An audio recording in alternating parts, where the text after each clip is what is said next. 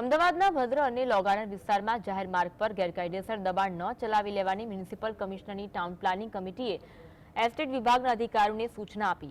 અંદાજે 700 જેટલા લારીધારકો ભદ્ર પ્લાઝા પાસે બેસે છે, જ્યારે કે લોગાર્ડન નજીક અંદાજે 150 જેટલા નાના વેપારીઓ વેપાર કરે છે। નિયમોનું ઉલ્લંઘન કરનારા વ્યક્તિઓ વિરુદ્ધ કડક કાર્યવાહી કરવામાં આવશે, જ્યારે લાયસન્સ ધારક અને નિયમોનું પાલન કરનારા લારીવાળા વિરુદ્ધ કોઈ કાર્યવાહી કરવામાં આવશે।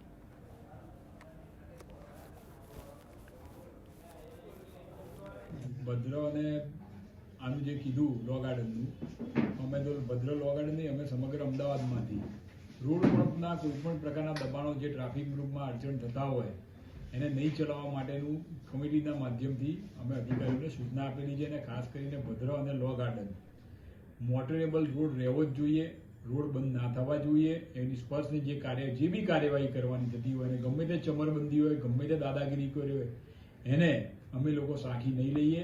જે લાયસન્સની નિશ્ચિત શરતો છે એનું પાલન કરતા હોય એને કોઈ પણ પ્રકારનું ડિસ્ટર્બન્સ નહીં થાય એવી પણ અમે સૂચના આપેલી છે।